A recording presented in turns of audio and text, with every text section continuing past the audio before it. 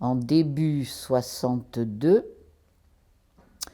Les choses sont quand même de plus en plus tendues. Il y a des enlèvements tous les jours. Et c'est comme ça qu'un jour, je vois deux chevaux que je ne connais pas arrivent et passent le portail. Et là, tout se déclenche en quelques secondes, hein.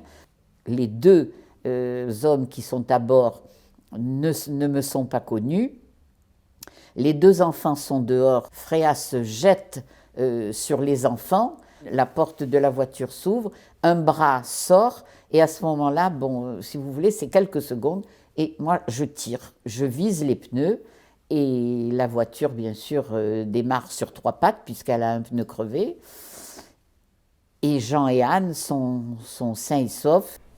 Colette décide alors de quitter l'Algérie avec ses enfants pour se réfugier en Aveyron, dans la famille de son mari. Lui préfère rester sur place pour les récoltes. J'ai une vision.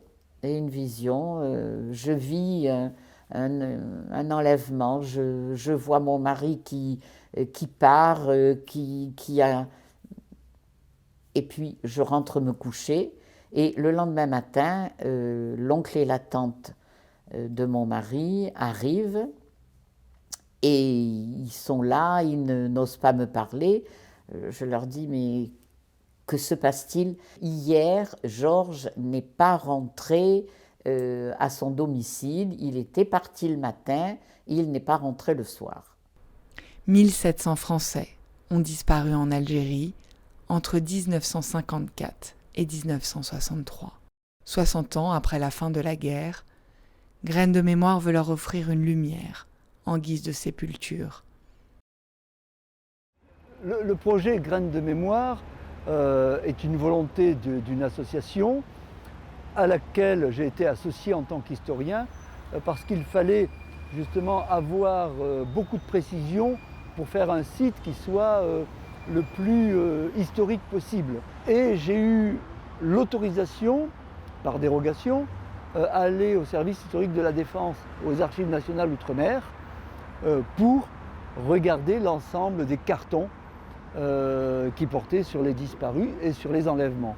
On y trouvera le nom, le prénom, date et lieu de naissance, le lieu d'enlèvement, si on l'a, le lieu de la mort, parce que la personne a pu être enlevée à un endroit précis, avoir été tuée à 30, 40, voire 50 km de là. À terme, Graines de mémoire rendra aussi hommage aux 5178 victimes du terrorisme en Algérie.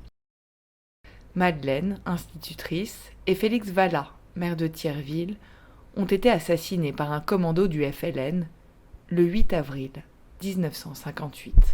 Lorsque nous avons pris le chemin qui mène à la ferme où nous habitions, une embuscade a été tendue par des terroristes. Nous avons eu un déluge de feu sur la voiture.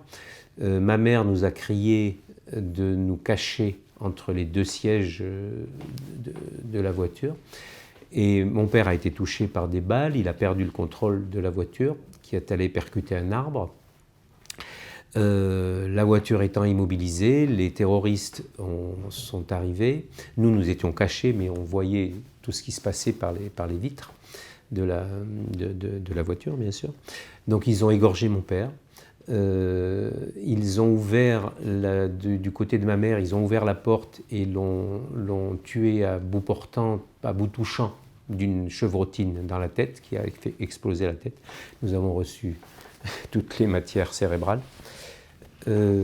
Personnellement, j'ai été grièvement blessé, j'ai pris plusieurs balles de mitraillette. Mes parents sont enterrés à Thierville, dans un cimetière relativement préservé par rapport à d'autres cimetières d'Algérie, mais quand même profané.